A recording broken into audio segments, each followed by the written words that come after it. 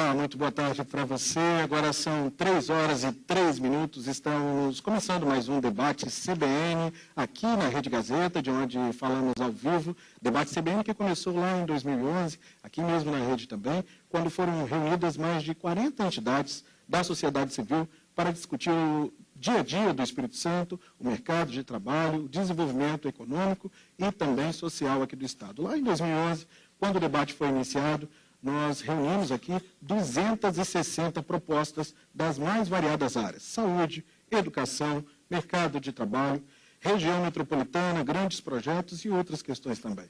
Tudo que foi defendido pela sociedade foi e continua sendo cobrado pela CBN às autoridades. A prestação de contas está sendo feita agora, em 2013, nas manhãs que antecedem os novos debates, e hoje estamos dando início também ao 6º debate do ciclo de 2013, em uma nova rodada e com novos compromissos também. O tema de estreia foi meio ambiente e qualidade de vida. Nós já debatemos aqui também grandes projetos, comércio, região metropolitana, educação e mercado de trabalho, que foi o tema da semana passada.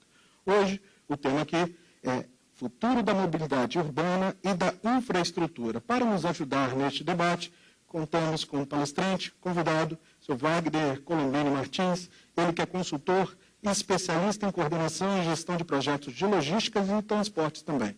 Tem mais de 25 anos de experiência, com participação em diversos projetos, tanto no setor público de passageiros no Brasil e também no exterior, quanto no privado, desenvolvendo estudos de demanda de transportes, de cargas, estratégias operacionais de marketing para as empresas do setor de transporte especialmente. Além do Sr. Wagner, também para esse debate estão aqui conosco nossos convidados. Presidente do Movimento Espírito Santo em Ação, Luiz Wagner Kipp, diretor do Sindicato de Comércio de Exportação e Importação do Estado do Espírito Santo, Sr. Jonathan Schmidt, presidente do Espírito Santo Convention Bureau, Sr. Alfonso Silva, também a diretora administrativa da FETransporte, Simone Kipp Moura, e presidente do SINCADES, o Sindicato do Comércio Atacadista e Distribuidor do Espírito Santo, Hidalberto Luiz Moro. E para nos ajudar também com os comentários e também no debate, o nosso comentarista de políticas públicas da CBN aqui, da CBN Vitória, professor Roberto Garcia Simões.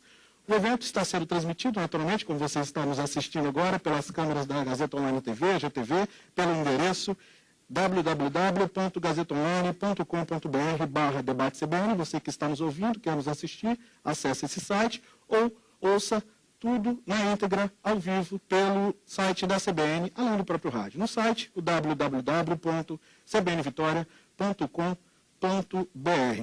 Bom, muito boa tarde para todos vocês, boa tarde aos nossos convidados. Passo a palavra agora ao Sr. Wagner Colombini para fazer a sua exposição. Obrigado. Bom, gostaria, antes de mais nada, agradecer essa oportunidade de estar aqui debatendo esse assunto importante, né, com vocês. E, enfim, é um prazer. Vitória é uma cidade que eu volta e meia estou por aqui, gosto muito da região, né? Então é um prazer estar aqui. Bom, a questão dos assuntos que nós vamos considerar aqui são de mobilidade urbana e infraestrutura, né? Então vamos começar falando sobre mobilidade urbana, que é um aspecto que aflige, né? Por que nós estamos tendo esses problemas todos, né? Tanto de mobilidade como de infraestrutura, né? É que o Brasil cresceu, distribuiu renda, e as pessoas começaram, por exemplo, no caso do meio urbano, a buscar o seu sonho de ter um carro, além da casa própria, o carro também, né? E houve um aumento da frota de automóveis que foi tremendo nos últimos anos, né? E você não consegue aumentar a oferta de ruas e avenidas na mesma proporção do aumento da frota. Aliás, você praticamente não consegue aumentar a oferta de ruas e avenidas, porque você tem as casas, você tem prédios e tal, você não vai ficar demolindo, tirando casa do lugar para aumentar o tamanho de uma avenida para passar mais carro, né? Então, o problema se acentuou com o aumento da frota dos automóveis, né? E a gente vem, digamos, de um bom tempo, né, nas cidades em geral do Brasil, com um pequeno investimento em transporte público, né? Então, o que nós temos? O transporte público, ele existe, ele está misturado com o tráfego normal, e esse tráfego normal está congestionado porque tem muito automóvel atualmente. Então, quando você aumenta a quantidade de veículos, e o tráfego, digamos, fica mais lento, tem os congestionamentos, por exemplo, os ônibus, eles vão sofrer, vão sofrer um impacto, que daí o tempo de viagem vai ser maior e tal. Uma frota que antigamente conseguia transportar uma quantidade de pessoas de uma forma mais confortável, quando acontece o congestionamento, leva mais tempo para o ônibus fazer uma viagem, então a mesma frota não consegue dar o mesmo número de viagens e você acaba tendo ônibus mais superlotados e tal. Então, digamos, esse é o efeito do aumento da frota de veículos leva a você ter essa situação do transporte público se deteriorando e o transporte privado sofrendo congestionamento. Então, esse é um primeiro quadro, que isso não é aqui em Vitória, são em todas as cidades brasileiras que estão acontecendo. Todas as grandes cidades brasileiras estão sofrendo de problema de mobilidade. Esse é um problema que está acontecendo em tudo quanto é lugar. Tanto é que as recentes manifestações aconteceram em todas essas grandes cidades e a mobilidade estava sempre como um dos pontos principais. Então, está na agenda agora resolver, atacar a questão da mobilidade. O resolver é uma coisa que precisa ser resolvido, mas vai sendo resolvido com o tempo. Né? Você tem que tomar a decisão de investir, você fazer projeto, você vai construir o que tem que construir, para daí começar a operação. Desde o momento que você toma a decisão de fazer alguma coisa, até entrar em operação, pode levar 1, 2, 3, 4 anos. Então, não é como clicar um botão e ter alguma coisa virtual que imediatamente já resolve. Não vai resolver imediatamente, vai levar um tempo. Então, tem um período de gestação, que é fazer projeto e tal, e daí de construção, e daí começa a operação. Né? Então, um exemplo recente, no Rio de Janeiro, você tem vários projetos já entraram em andamento, já entraram em operação. O período de gestação de investimento no transporte público aconteceu há algum tempo, porque o Rio ele está não só assediando, digamos, como várias outras cidades, a Copa do Mundo, mas também as Olimpíadas. E por conta disso, digamos, o investimento em transporte público ficou uma prioridade, melhorar a mobilidade. Aliás, só a Olimpíada só foi para o Rio de Janeiro porque tinha um plano de mobilidade factível. Porque na situação, na última tentativa do Rio, não foi à frente, porque o plano que foi apresentado era de investir muito no transporte ferroviário, e daí o Comitê Olímpico Internacional percebeu que não ia ficar pronto em tempo. Eles tinham 6 anos para fazer, não ia ficar pronto em tempo, e o Rio foi descartado. Né? Daí, na sequência, foi feito um plano baseado em BRT, e aí foi visto e foi provado que os BRTs teriam capacidade, poderiam atender, e daí então foi, digamos, o Rio conseguiu vencer esse aspecto. O problema crítico era a mobilidade, e conseguiu vencer esse aspecto, e aí foi agraciado com a sede, como sede dos Jogos Olímpicos. Né? Bom, então no Rio, o momento de gestação está acontecendo em alguns casos, em outros casos já está em construção e outros já está em operação. Né? Aqui em Vitória está em fase de gestação. Um investimento que vai acontecer, que é no BRT. Né? Então, os projetos estão sendo feitos. Né? Daqui a pouco vai ter, digamos, concorrência para fazer a construção, e daí tem a construção. Então, daí provavelmente, por 2015, 2016, vai entrar em operação. Então, é um investimento, já houve uma decisão de investir, e que leva um tempo até se resolver, para daí entrar em operação. Então, falando de uma maneira geral, né? Para resolver o problema da mobilidade, a mobilidade não é só transporte de pessoas, é transporte de carga também. Então, essas duas coisas têm que ser contempladas simultaneamente. Então, você pode ter uma região que, num dado momento, era uma região que tinha terminais e tal, e que a cidade vai crescendo e chega, a população começa a morar, e daí começa a haver dificuldade de proibir o acesso dos caminhões àquela região, que tradicionalmente era de carga. E aí, como é que fica? Então, você tem que resolver essa questão de forma simultânea. O transporte público, o transporte de pessoas, né, que tem o transporte público, o transporte individual, e o transporte de carga. Né? E tudo isso tem que ser coordenado com o desenvolvimento do uso do solo. Então, tem que ter uma coordenação entre o desenvolvimento da mobilidade com o desenvolvimento da cidade. Né? Com permitir ou não a implantação de novos conjuntos residenciais aqui ou ali, ou você ter uma zona de apoio logístico, que a Vitória, por exemplo, é uma cidade onde a atividade portuária ela é fundamental. Né? Então, é um caso que é totalmente diferente, por exemplo, de Belo Horizonte, que não tem porto. Né? Então, a Vitória, se tem a questão do transporte de carga, tem uma relevância muito maior do que em outras cidades, talvez. Né? Porque não só tem o transporte da carga para atender as necessidades dos habitantes aqui, ou para atender a indústria daqui, como também serve de escoamento para a carga de várias partes do Brasil que passam aqui e vão escoar pelo Porto de Vitória, né? Então, é multiplicado essa questão do transporte de carga, aqui é uma situação exponencialmente maior o impacto. Bom, então, com o transporte de pessoas, né, nós podemos, normalmente temos transporte feito por veículos motorizados ou transporte não motorizado, veículo não motorizado ou sem veículo. Então, nós normalmente falamos transporte não motorizado. Transporte não motorizado, o primeiro é aquele que nós fazemos desde sempre, que é andar a pé. Que, por sinal, ambientalmente é ótimo, faz bem para a saúde, etc., e deve ser incentivado, né? Não é que vamos deixar todo mundo andar a pé, não, mas se você tem uma boa calçada, um bom ambiente, você tem um bom tratamento para o pedestre, as pessoas vão andar a pé, como já andam hoje, mas com melhor segurança, né? Então, a gente sabe o problema das calçadas nas cidades brasileiras, né? Há uma despreocupação geral com relação às calçadas, né? Então, você tem que ter calçada de qualidade, né? De alguma maneira, digamos, nos grandes corredores, a prefeitura deve investir.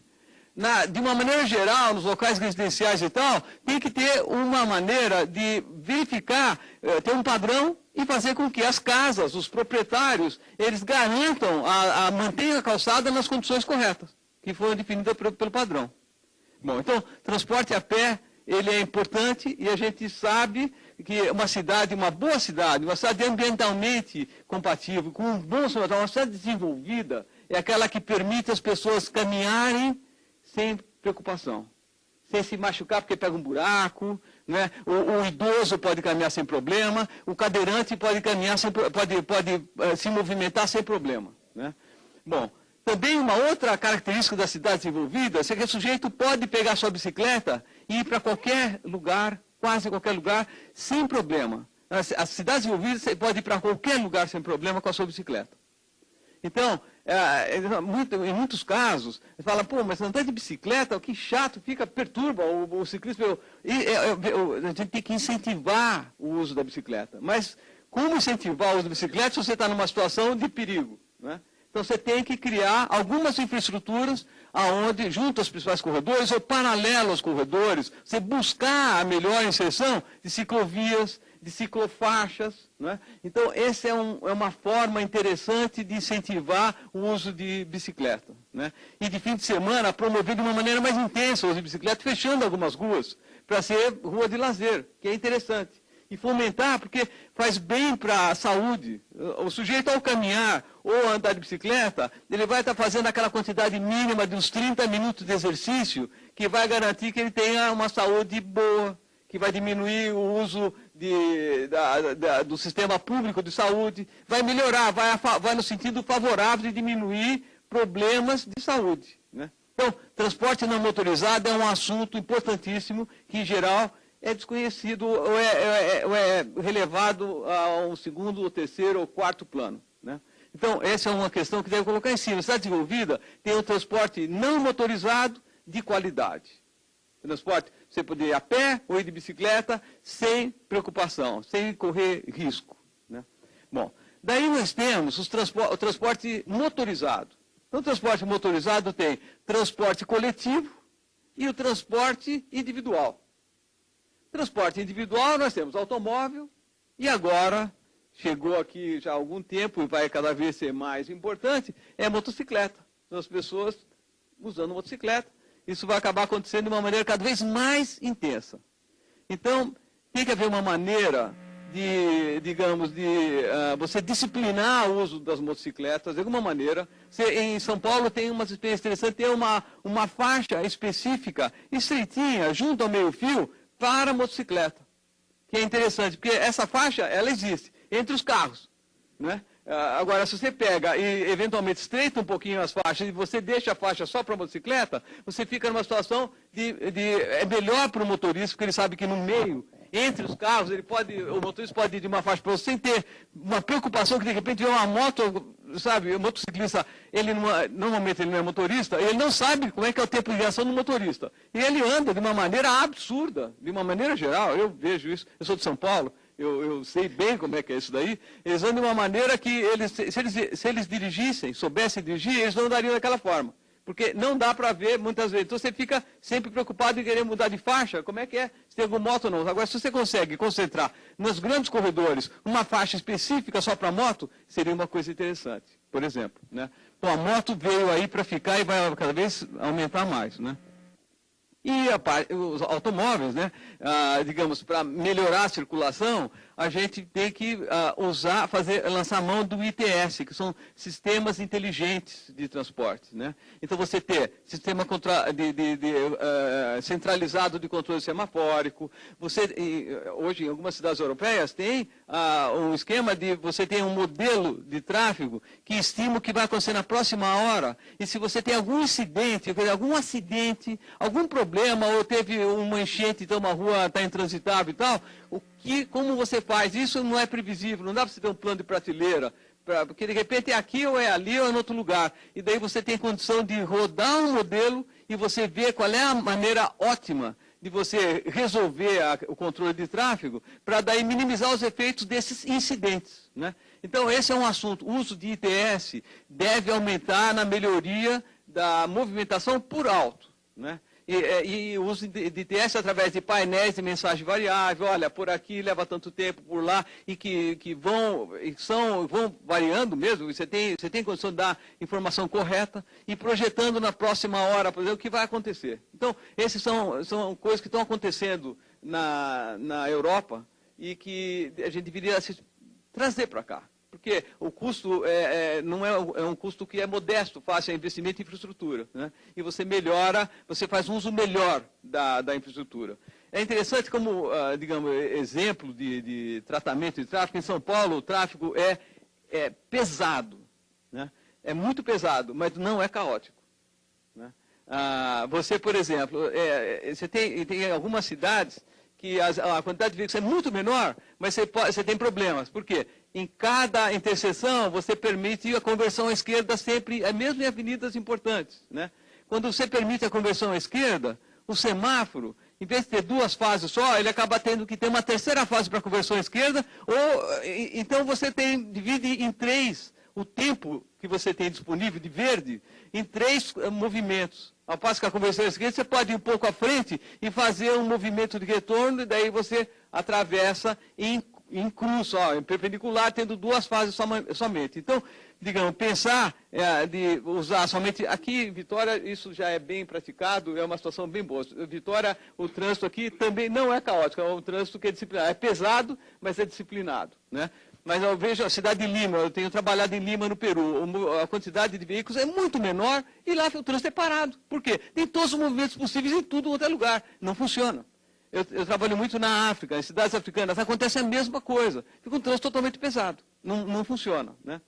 Bom, então esse é o transporte individual, né, motorizado. Agora, o transporte coletivo, né, é o transporte público, né, de pessoas. Transporte coletivo, o transporte motorizado de pessoas, mas sob a forma de transporte coletivo. O transporte público, que daí pode ser ou transporte por ônibus, ou uma modalidade dentro do ônibus, que a gente pode até falar que é uma nova modalidade, que é o BRT, que vocês vão experimentar aqui no futuro. Vocês vão ter a felicidade de experimentar isso aqui no futuro. Ou você pode ter sistema sobre trilho, que pode ser ou metrô, ou VLT, ou tem um ramo do VLT que é o monotrilho. Né? Monotrilho que é um sistema aéreo, né, de transporte público. Né? Bom, a melhoria da mobilidade nas cidades, ela está calcada na melhoria do transporte público. Sem melhorar o transporte público, não há condição da gente ver um desenvolvimento sustentável da mobilidade urbana numa cidade. Há a imperiosa necessidade de melhorar o transporte público. Bom, e isso não está acontecendo só aqui. Está acontecendo em todas as grandes cidades do Brasil. Todas as grandes cidades do Brasil precisam de uma melhoria do transporte público urgente. A decisão tem que ser para já, decisão. E para pelo menos aqui 2, 3, 4 anos você ter melhoria. Por enquanto fica na esperança. E daí vai na melhoria efetiva. Porque, como eu falei, não dá para você decidir e implantar imediatamente. leva um tempo até acontecer a melhoria, né?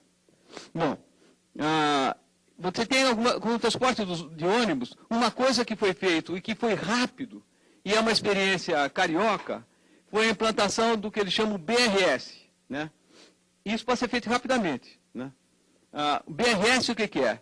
É aquela faixa exclusiva de ônibus, que muita gente conhece, muitas cidades têm, é faixa exclusiva, só que com câmera, para fiscalizar se efetivamente está sendo cumprido o fato dela ser exclusiva. Porque você tem uma faixa exclusiva de ônibus, de repente tem um caminhão parado, ou tem um sujeito que parou, ou o táxi que parou, daí não adianta, não funciona a faixa. Então, é ter uma faixa que efetivamente vai funcionar.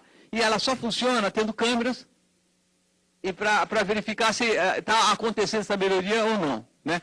Bom, a outra coisa, a implantação do BRT, o BRT ele tem um custo de 1/20 do preço da implantação do metrô. Então, com 1 km de metrô, você constrói 20 km de BRT. Aqui o sistema de BRT vai ter 38 km, então com 2 km de metrô, vocês vão construir todo o sistema de BRT, aqui de Vitória. Um VLT custa na faixa de, com 1 km de VLT, você faz de 3 a 4 km de BRT.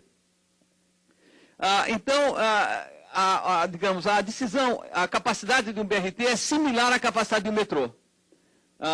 Eu tive a oportunidade de trabalhar em Bogotá, e que foi a implantação do Transmilênio, e lá é que se colocou o ovo em pé, ou seja, com a ideia de Curitiba, que foi uma invenção de Jaime Lerner, de implantar um sistema tipo um metrô, mas usando ônibus em Curitiba, mas a capacidade era pequena. Lá se conseguiu fazer isso em Bogotá, mas com uma demanda muito alta, colocando faixa de estações centrais, faixa de ultrapassagem e ônibus expresso para a conexão dos grandes polos de origem e destino de viagem, né? Bom, com isso você consegue atender demandas similares à de metrô, né? Sistema de metrô, sistema de VLT, eu sei que isso foi pensado aqui para Vitória, mas ele é de média para baixa capacidade. Ele certamente não atenderia a demanda, toda a demanda e a previsão de crescimento da demanda por transporte público na perspectiva que tem de você atender toda a região metropolitana. Uma coisa é a cidade de Vitória, outra é toda a região metropolitana de Vitória. Com o sistema de BRT se vai atender no conjunto todas essas necessidades de movimentação de toda a região metropolitana, né?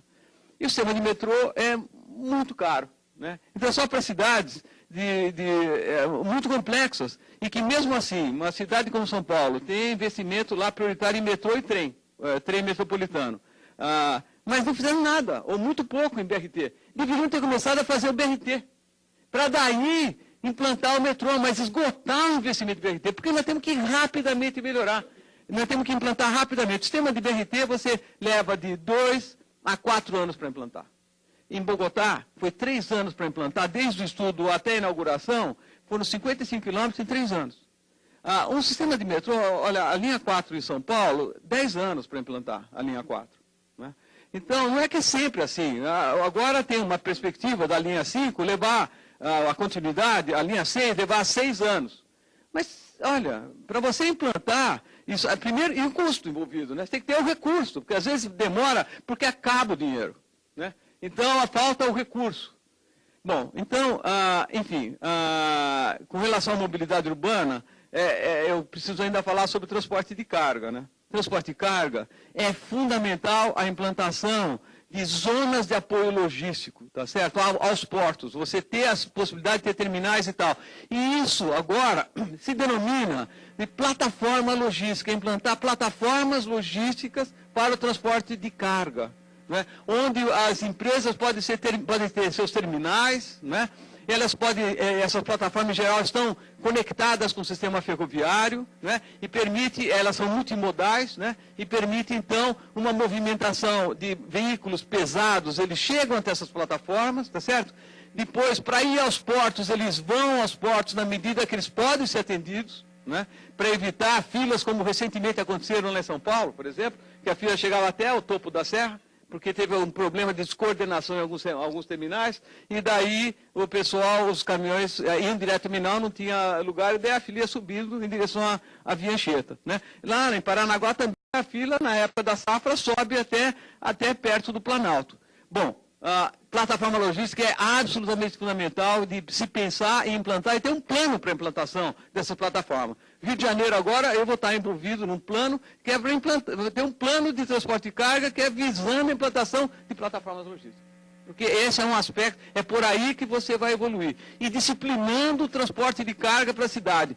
A distribuição faz com esse veículo urbano de carga. Né? E você disciplina, e daí você define horários que pode o caminhão trafegar por certas vias, ou vias onde é preferencial o uso do caminhão, acertar a questão de acesso aos portos. Né? Você tem que garantir acesso aos portos, mas você tem que, não dá para todos os caminhões chegarem ao mesmo tempo, eles têm que ser retidos na plataforma e eles vão na medida que haja espaço. Então tem que ter comunicação, né? Uso de sistema, de novo, de telecomunicações, de ITS, né? De sistemas inteligentes para garantir comunicação e otimizar o acesso aos portos. Né?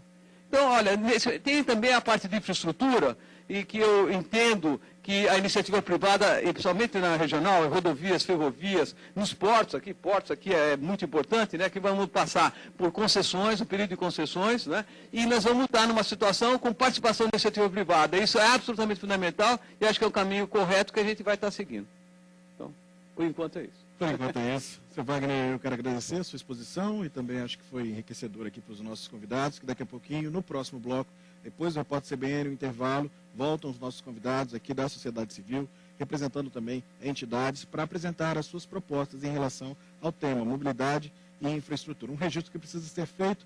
O debate CBN vem sendo organizado há várias semanas, há meses, inclusive com todos os nossos convidados sendo feito contato prévio e, naturalmente, nesse ano, em todos os debates, um representante do poder público sempre esteve aqui conosco. Em todos eles, inclusive no último. Nesse não seria diferente. Foi convidado o secretário estadual de Transportes e Obras Públicas, Fábio Damasceno.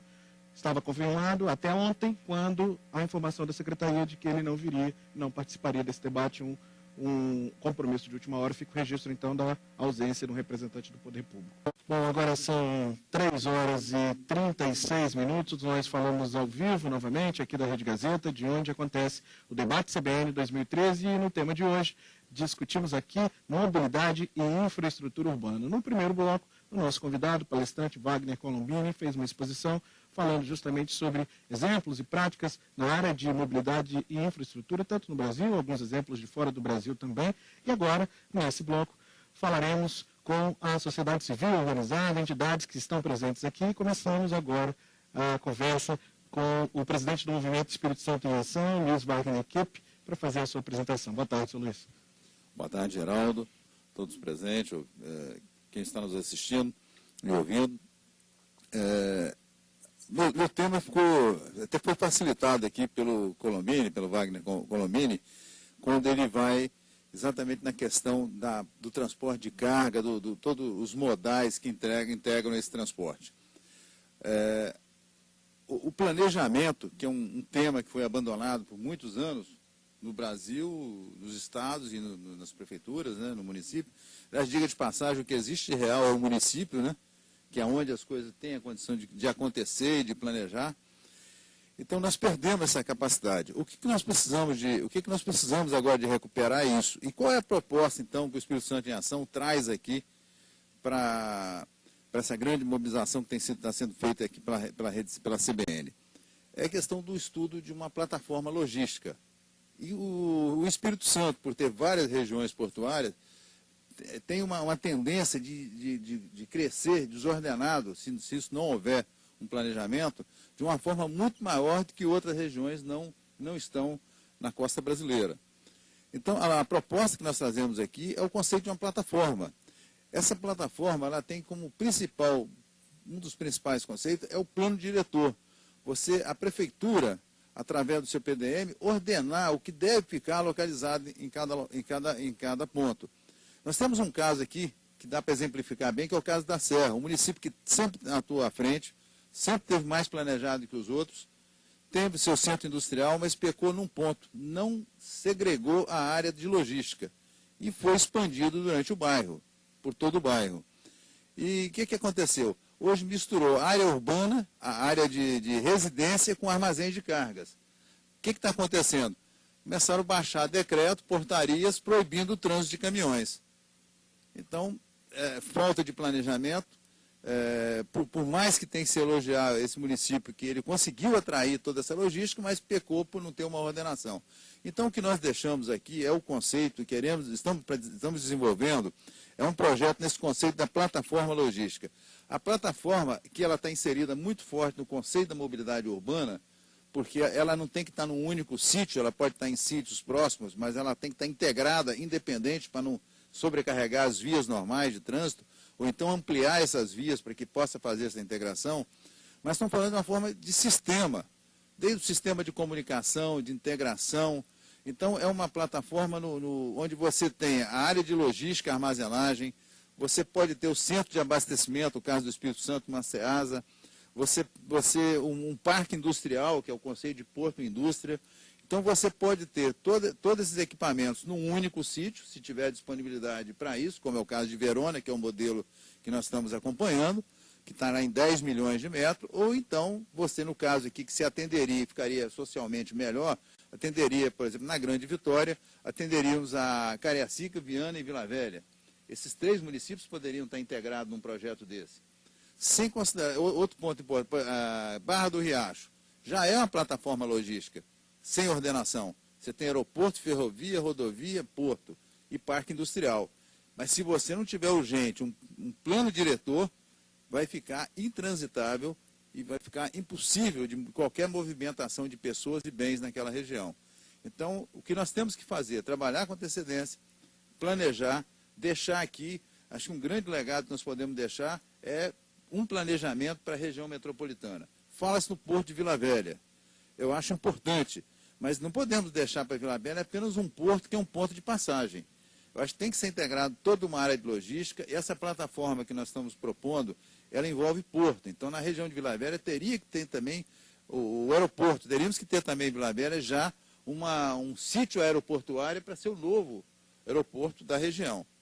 Então, temos acho que a possibilidade de discutir, debater, e gostaríamos de deixar aqui esse conceito da plataforma logística, que seria uma forma de ter estarmos ordenando todo esse planejamento de desenvolvimento, quando se fala tanto em novos portos na região, no estado do Espírito Santo. Quando eu falo plataforma, não digo uma única, nós podemos ter no sul, podemos ter aqui na Grande Vitória, no norte do estado. Então, são várias plataformas que podem estar sendo construídas, planejadas, para poder atrairmos investimento para cá, mas sem contribuir mais com essa grande dificuldade que nós estamos tendo hoje na movimentação das pessoas. Então, fica a contribuição aqui, não só na proposta, a nossa ideia é articular para que aconteça realmente, deixe um projeto, deixe um planejamento dessa proposta da plataforma logística. Obrigado, Sr. Luiz Wagner Kipp, presidente do Movimento Espírito Santo em Ação. Agora vamos passar a palavra ao diretor do Sindicato de Comércio de Exportação e Importação do Estado do Espírito Santo, o Sindiex, Sr. Jonathan Schmidt. Boa tarde a todos. Se nós olharmos a atividade do Espírito Santo nos últimos 40 anos, nós com certeza vamos ter que reconhecer que o comércio exterior, ou seja, a importação e a exportação, é fundamental para a sobrevivência do Estado. Mesmo que a gente diga hoje que óleo e gás é o futuro do Brasil, o pré-sal vai ser a grande salvação. Na verdade, importar e exportar no Espírito Santo é uma vocação. E nós precisamos explorar melhor esta vocação. Eu vou procurar tocar em alguns pontos que os meus 2 antecessores não falaram, para que não sejamos tão repetitivos. É preciso que o Espírito Santo tenha um aeroporto. Eu ouço falar, às vezes, que nós vamos ter 6, 7, 8 aeroportos regionais, um aeroporto em Vitória, e aí, de repente, vem um plano para aeroporto em Vila Velha. Eu queria ter só um aeroporto, que fosse um aeroporto. Hoje nós não temos um aeroporto. né? Nós temos um ponto de passagem, um ponto de parada de aeronaves. Na verdade, nós não temos um aeroporto. Se os senhores fossem olhar as condições em que as cargas que chegam no Espírito Santo pelo modal aeroviário ficam lá no nosso pseudo-aeroporto, é absolutamente ridículo e perigoso. Se houver um pequeno incêndio ali, destrói tudo. Porque é lona. É algo inacreditável que um Estado divertente de comércio exterior esteja com um aeroporto, um pseudo-aeroporto, nessas condições. Bom, então esse é um ponto que eu gostaria de frisar. O outro ponto que eu gostaria de frisar é a questão do porto. Na verdade, nós não temos um estudo que diga exatamente qual é a vocação do Porto de Vitória. Nós não temos. Se os senhores forem pesquisar junto à Codesa e verificarem qual foi o estudo feito, ele tem mais ou menos 10 anos. E aí nós estamos gastando 50 milhões de reais numa obra de dragagem do Porto de Vitória para que os grandes navios venham para Vitória. Eles não virão. Eles não virão por algumas questões práticas. Uma é o fato de que o nosso porto não tem uma baía que permita a evolução dos grandes navios. Eles entram, mas não vão evoluir. Como é que eles vão sair? De ré? Ou seja, não teve o menor planejamento, não se parou para pensar nem no bom senso. Não vou nem entrar nas questões técnicas, mas só no bom senso, né? Além disso, nós temos um problema sério com o nosso canal de navegação. O nosso canal é sinuoso, ele não permite grandes embarcações. Então é preciso que nós sejamos um pouco mais humildes e reconheçamos que nós temos um excelente porto, mas não é um porto para grandes navios. É um porto no máximo de cabotagem. E isso vai de encontro com a política atual, que é ter grandes portos de concentração, que por sua vez distribuem para os portos de cabotagem. Então o Espírito Santo tem que deixar de lado esta ideia de querer ser um grande porto, que nós nunca seremos, porque existem outros grandes portos de interesses maiores dos armadores, que é quem decide essa questão, e sermos um excelente porto de cabotagem. A outra questão é a ferrovia. Nós não exploramos as ferrovias. Infelizmente, a atual detentora da concessão de ferrovias no Espírito Santo não tem a menor vontade, não demonstra a menor vontade em colaborar com o desenvolvimento nosso e viabilizar o transporte ferroviário que poderia levar as nossas cargas até São Paulo e trazer de São Paulo para cá pelo modal ferroviário, que é muito mais barato e eficiente. Então, eu creio que esses 3 pontos são essenciais, que merecem uma reflexão. Obrigado. Obrigado, senhor Jonathan. Vamos passar a palavra, então, para o presidente do Espírito Santo Convention Bureau, Alfonso Silva. Antes disso, quero lembrar aos ouvintes que estamos aqui na Rede Gazeta, ao vivo, em mais um Debate CBN que hoje discute mobilidade urbana e também infraestrutura. Estamos com representantes de várias entidades aqui na Rede Gazeta, falando justamente sobre as propostas que tem cada uma dessas entidades para esse tema que é necessariamente complexo e que afeta a vida de toda a população. Senhor Alfonso, então, a palavra é com o senhor. Boa tarde, Geraldo, e a todos os ouvintes. E primeiro quero parabenizar a CBN pela iniciativa de trazer esse debate e dizer que o turismo ele não vive sem infraestrutura e sem mobilidade urbana. Então, uma das grandes metas hoje do Espírito Santo Convention Visitors Bureau é realmente debater esses temas, trazer isso à tona, porque estamos aí falando em desenvolvimento, falando em novos modais, e o turismo precisa de tudo isso para ser desenvolvido. E um dos temas que a gente está buscando é muito mais na parte de infraestrutura. Então, hoje, o grande tema nosso é a construção da infraestrutura para o Espírito Santo. Porque você não vai fazer mobilidade e você não trazer o turismo, que é uma vocação natural da Grande Vitória hoje, além da logística no município da Serra. Mas Vitória particularmente, ela tem, além de todo esse potencial de transporte, de modais, é o potencial, primeiro, do turismo. E o turismo de negócio, que é o grande negócio que nós estamos tentando. E um dos temas que a gente quer trazer à discussão, o grande esperado centro de convenções, que é uma infraestrutura necessária ao desenvolvimento, e que com ele, nessa vinda do centro de convenções, você traz outros desenvolvimentos que não vêm aparente no primeiro momento, mas você tem construção de hotéis, você tem geração de emprego e renda, porque você começa a trazer novas demandas para isso daí. E com isso também você tem um outro gargalo, que é o aeroporto. E aí, como disse aqui o Schmidt, nós não temos aeroporto, nós temos um ponto de passagem. Eu diria até mais um pouco, Schmidt, que hoje o turismo, ele como é muito criativo, né, na sua habilidade em lidar com essas coisas que não conseguem ser resolvidas. Nós estamos há 10 anos emperrados, e há 2 meses atrás, ou 40 dias, eu estive num palácio, e onde o governo relançou as obras do aeroporto, e diz que em agosto nós estamos reiniciando. E vamos dar mais um voto de confiança e vamos ver se a gente daqui 10 anos não vamos estar falando de aeroporto outra vez. Mas eu digo que nós do turismo temos que ser um pouco mais criativos nessa questão do aeroporto. Então, quando chega o turismo de negócio, que é o lazer hoje, eu não diria nem que é mais fácil, o lazer é até quase que insignificante no nosso estado. O turismo de negócio e de eventos, ele precisa ser bem tratado. Então, nós estamos tentando fazer hoje que sermos ágeis em outras atitudes. O cara chegou no aeroporto, eu arranco ele de lá em menos de 5 minutos. Ele não percebe que ele está no aeroporto. Ele chegou no avião, eu tenho que ter uma expertise de não deixá-lo sentir que ele passou por algum lugar que esquisito ou estranho. Então, eu vou lá, tiro ele do aeroporto, levo ele embora, e aí ele vê a nossa bela praia, ele vê a nossa infraestrutura de uma maneira diferente. Então, ele não percebe que ele passou por um aeroporto. Então, é a nossa expertise que a gente tem tentado fazer para poder não ter esse pequeno problema. Mas hoje já melhorou muito, né? Hoje nós estamos falando aí em quase 4 milhões, se não me engano, de pessoas, e que a gente vai conseguir superar.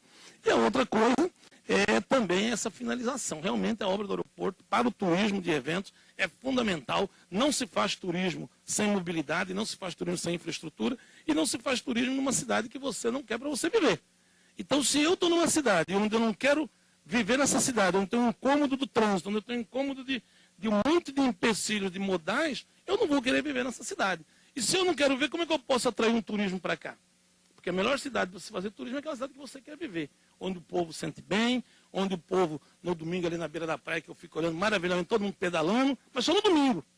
Ninguém se predispõe a pegar a bike e sair para ir para o seu trabalho, 2 quilômetros, 1 quilômetro. Eu, na minha casa, saí 3 carros para o mesmo lugar, ao mesmo tempo, para levar um cada carro cada pessoa. Então nós ainda temos essa ignorância, né, de mobilidade, e que a gente precisa superar. Isso é uma questão de mudança de cultura, não é uma coisa que se faz do dia para a noite, como também é uma mudança de cultura a questão da infraestrutura, que é de longo prazo para se construir. Mas estamos evoluindo. Acho que o Rio de Janeiro, como o Wagner disse, evoluiu muito em função dos grandes eventos. Então, mais do que nunca, isso nos prova que o turismo de negócios e eventos ele é fundamental para alavancar grandes negócios. E não temos dúvida que quando o Espírito Santo se sensibilizar e entender que nós precisamos de uma infraestrutura de eventos adequada para grandes eventos, nós vamos ter uma mudança radical em todo o comportamento da sociedade.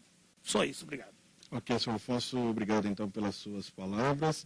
A gente passa agora a palavra à diretora administrativa da FETransporte, Simone Kepp Moura, então, para falar sobre o tema mobilidade e infraestrutura. Boa tarde, Geraldo. Boa tarde, ouvintes da CBN. Obrigado pela oportunidade e de tratar um tema de interesse hoje cada vez mais tão público e tão latente como a mobilidade urbana, né? Primeiro eu queria dizer que mobilidade urbana bem resolvida é devolver às pessoas qualidade de vida, né? Cada dia mais as pessoas estão mais doentes, mais estressadas, a vida está mais difícil e ninguém mais tem qualidade de vida. A gente espera chegar um sábado e domingo para pegar um restinho de tempo aí para estar com os filhos, alguma coisa. Então a gente precisa que as pessoas estejam focadas nisso, ou seja, de você devolver 1, 2 horas por dia para a família, né? Eu acho que isso é importante. Então, assim, dentro a gente também elencou aqui 4 temas que eu vou passar rapidamente por eles, né? A FETransporte. E o primeiro e o principal é justamente a implantação do BRT, né? Como o Wagner, como o Bini falou, esse é um projeto que ninguém liga uma chave e fala que amanhã você vai ter um BRT rodando. É um projeto ele tem uma gestação tão longa quanto a execução dele, eu acho, porque o projeto executivo disso leva muito tempo, planejamento, e depois você tem a obra propriamente dita. Mas, assim, eu acho que o Espírito Santo tomou essa decisão já há uns 2 anos atrás, mais ou menos, e estão nesse caminho, né? E, assim, nós que operamos nesse setor, é muito frustrante, porque nós somos operadores de transporte público, de empresas de ônibus, e o que a gente vê é o nosso negócio se deteriorando, perdendo a qualidade, perdendo assim, a percepção das pessoas é cada dia pior com relação ao transporte público, e é verdade, ele tem piorado de sobremaneira, né? Mas, ao mesmo tempo, há uma frustração muito grande nossa, porque a coisa está na rua, é o que ele falou, é a quantidade de carro, é a política errada do governo federal, quando incentivou isso tudo, e esqueceu, quer dizer, a frota do Espírito Santo, em menos de 10 anos, ela dobrou 100%, e foram feitos em torno de 6% de investimento em infraestrutura. Quer dizer, você botou 100% a mais de frota e você entregou só 6% de infraestrutura para isso tudo girar. Quer dizer, não dá certo. As coisas estão muito complicadas, né? Também, rapidamente, passando aqui, quando você vê um governo federal tomando uma decisão, anunciando semana passada o edital do trem-bala, né, ligando Rio de Janeiro a São Paulo, no investimento de 36 bilhões, oficial, estima-se o mercado que isso vai chegar a 50 bilhões. Quer dizer, com esse valor, você resolveria o problema de mobilidade urbana no Brasil inteiro, né, Wagner, Colombini aí. Então, eu acho que, novamente, o governo, quer dizer, parece que não está ouvindo, não está entendendo o que as cidades precisam, o que está se falando aí nesse sentido.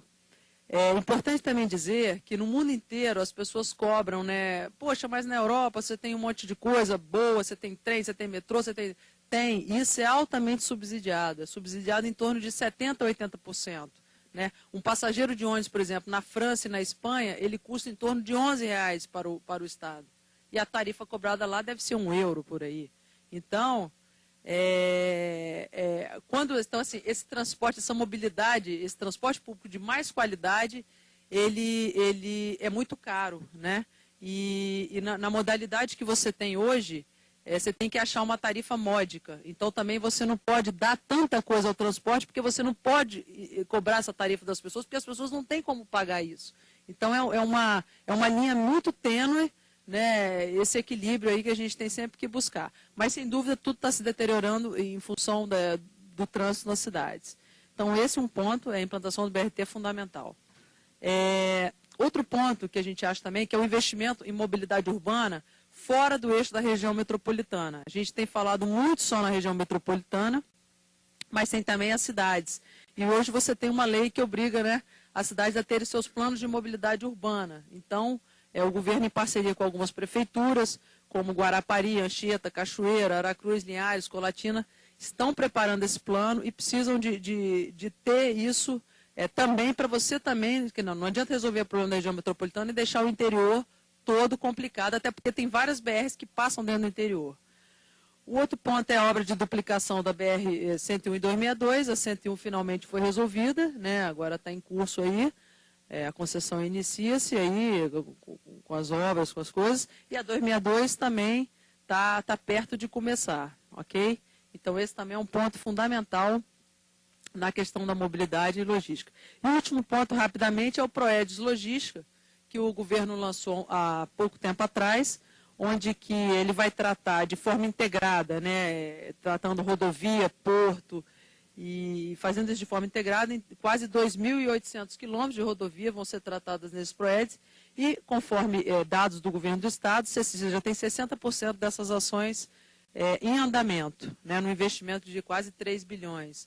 Então, mas isso tudo leva tempo e a gente quer ver isso pronto, porque aí sim isso vai amenizar esses problemas de mobilidade. Muito obrigada. Okay. Obrigado, a senhora Simone Kipp Moura, diretora administrativa da FETransportes. A gente está chegando às 4 horas, vai ter que ir para o repórter CBN. Só lembrando para o nosso ouvinte, esse debate CBN de hoje, falando sobre mobilidade e infraestrutura, ele está sendo transmitido pela Gazeta Online TV, a GTV pelo endereço www.gazetonline.com.br/debate-CBN e também ao vivo por meio do site da CBN, que é o www.cbnvitoria.com.br, além do dial do seu rádio 93.5 FM na 1250 AM. Um outro lembrete para os ouvintes aqui da CBN é de que hoje não teremos aqui um representante do Poder Público, foi convidado, ele não veio, então hoje vamos apresentar as propostas da sociedade civil e das entidades para que sejam encaminhadas então para o Poder Público e ao tempo ideal, ou o tempo também das respostas do governo, a gente vai trazer aqui ao longo de toda a programação da CBN e ao longo também dos debates que ainda vão acontecer. No próximo bloco, então, depois do Repórter CBN, a gente volta a falar aqui com o presidente do Sincades, que ainda vai apresentar as suas propostas, o senhor Hidalberto Luiz Moura, e também o nosso comentarista, o professor Roberto Garcia Simões, que vem também para o debate CBN. Agora, 4 horas, vamos para o Repórter CBN, do debate CBN de 2013, que hoje está falando sobre mobilidade e infraestrutura. No bloco anterior, algumas das entidades convidadas aqui para o debate CBN de hoje já expuseram suas propostas em relação a esses temas, e agora passamos a palavra ao presidente do Sincades, que é o Sindicato do Comércio Atacadista e Distribuidor do Espírito Santo, o senhor Hidalberto Luiz Moura, para fazer as suas apresentações.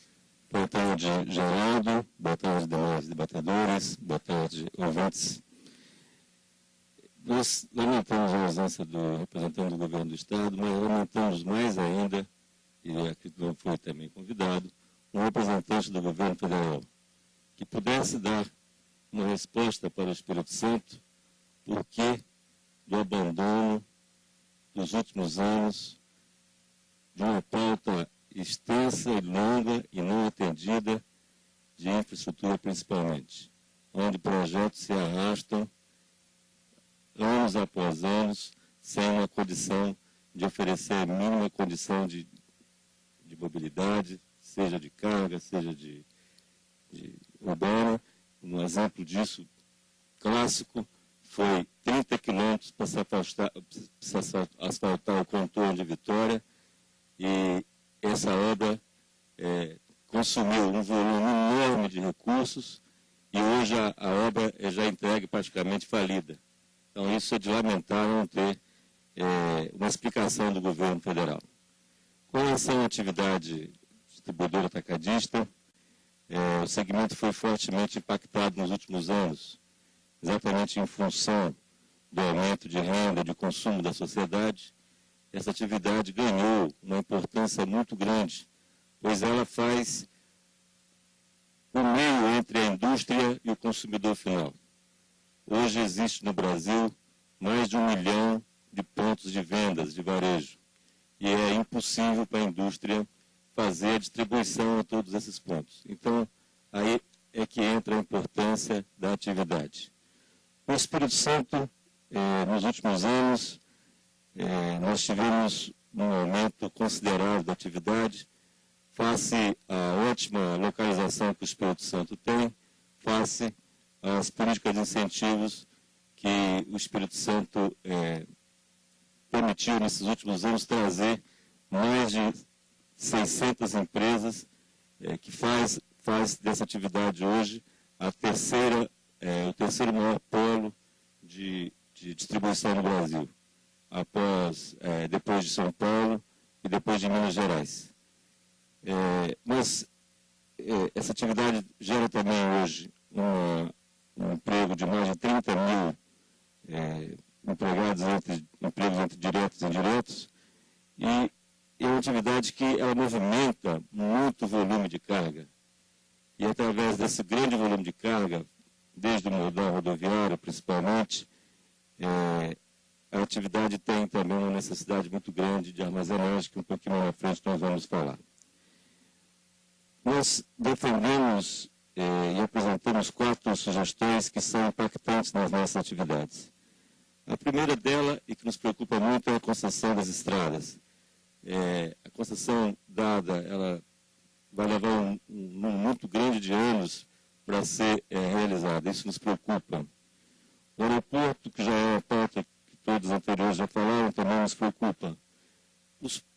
O porto, os 15 portos, como bem falou o John, que a gente ouve falar o tempo todo, hoje já apareceu na imprensa um superporto, que se falava no porto pequeno, agora se falou hoje no superporto para o presidente Kennedy. Eu discordo um pouco do Jonathan. Eu acho que o Espírito Santo tem condições, sim, de sediar o grande porto para receber a linha direta. Hoje os navios têm acima de 300 metros e eles precisam realmente de grandes áreas de manobra de porto. O Espírito Santo tem essa vocação e hoje nós poderíamos estar oferecendo a Minas, a Goiás, a entrada das suas cargas por aqui e infelizmente não conseguimos por falta de estrutura. E um assunto que tem muito ultimamente e está muito na pauta são os condomínios logísticos. Os condomínios de armazenagem e a atividade precisa dela. Nós tivemos aí uma migração, há alguns anos isso acontecia somente na Serra. Hoje a atividade foi para Cariacica e agora está indo para Viana.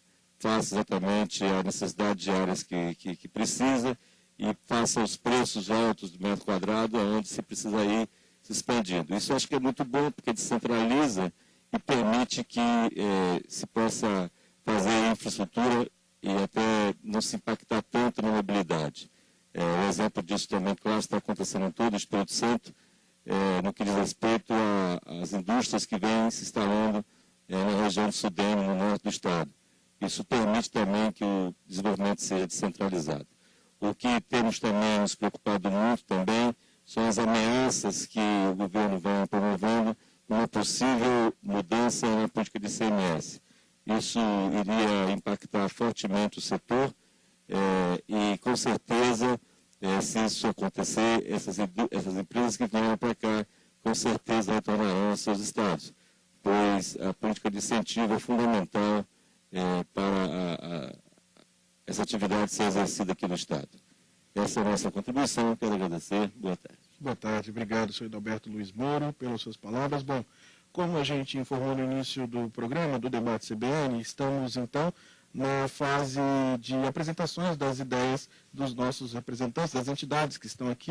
Nosso convidado, o senhor Wagner Colombini Martins, já se apresentou no início do programa. Em seguida, cada entidade apresentou propostas, terminando agora com o senhor Adalberto Luiz Moro. E nesta fase, a gente passa agora para a fase de debates, efetivamente, das conversas entre as entidades e das apresentações de propostas. Está aqui conosco também o comentarista de política pública da CBN, o professor Roberto Garcia Simões, a quem eu já passo a palavra, já para iniciar esse debate agora com os nossos convidados. Boa tarde, professor. Boa tarde, Geraldo. Boa tarde, ouvintes da CBN. Boa tarde, colegas. Eu vou colocar 3 pontos para o debate. O primeiro deles, e aí certamente o Wagner Colombini pode colaborar em muito, nós estamos com uma grande expectativa com o BRT. E quando a gente olha, por exemplo, São Paulo, o BRT de São Paulo está com uma velocidade média de 13 km por hora. E eles estão tentando lá discutir como é que eles vão aumentar a velocidade dos corredores de transporte. Então, o que tem levado a essa frustração de expectativa nos corredores de transporte e o que nós podemos fazer para que isso não seja mais uma possibilidade de estarmos atrasados efetivamente no investimento de transportes. O segundo ponto, e aí também é uma pena não estar representando o governo do Estado, eu participei do início desse processo na então Fundação João de Santos Neves, temos 30 anos de reiteradas colocações nos planos, nas campanhas políticas de que o transporte coletivo é prioridade. Mas o que a gente vê é até uma evolução também. Eu me lembro, no início do planejamento da então Fundação João de Santos Neves, a ideia da integração dos modais de transporte. Nós temos aqui uma outra possibilidade, do aquaviário. Não é que o aquaviário vai resolver isoladamente. Nós temos uma baía, e ele pode ter um papel. Pois bem, ele saiu de cena, foi prometido e até agora está fora d'água. E a gente vê que outras grandes obras, enquanto isso, foram feitas. Segunda ponte, terceira ponte, quarta ponte em discussão, e fala-se em túnel. E até a gente tem que discutir, e eu tenho feito isso, inclusive com algumas pessoas que estão debatendo essa questão da terceira ponte, eu não quero entrar no mérito, se acabar o pedágio da ponte, quem vai ser extremamente beneficiado é o carro. Né? Porque é ínfimo o percentual de transporte coletivo na ponte. Então, nós, além do avanço do carro, nós aqui tivemos o seguinte processo, de que as obras prioritárias foram também, ainda que diminutas, mas para o carro. Né? Um terceiro ponto que a Simone tocou e que eu acho que vai ser decisivo daqui para frente. Eu fico pensando como será daqui para frente o debate sobre reajuste de tarifa de transporte coletivo. Ora, se o transporte coletivo cada vez mais tende a ser um direito, o grande ponto que está colocado é o seguinte: quem paga o transporte coletivo? É só o usuário direto? É toda a sociedade? Quem vai pagar o transporte coletivo na cidade? E esse tema está colocado. Quando o chamado movimento do passe livre tem reiterado isso, há uma ideia que eu não estou querendo também trazer sem nenhuma reflexão, que é o seguinte: a educação pública e a saúde pública são pagas por toda a sociedade. Por que o transporte público não pode ser pago por toda a sociedade? Porque é só quem usa o transporte que paga pelo transporte público. Então, eu acho que esse é um ponto decisivo e é estarrecedor. No domingo, a Folha de São Paulo trouxe uma matéria mostrando o seguinte: para cada R$1 de subsídio para o ônibus, tem 8 para o carro. Então, como é que nós vamos agilizar uma política de transporte coletivo se a política econômica privilegia o consumo do carro? Alguém poderia dizer assim: olha, tudo bem, o carro para passeio, o carro para as férias, mas não o carro para o transporte coletivo.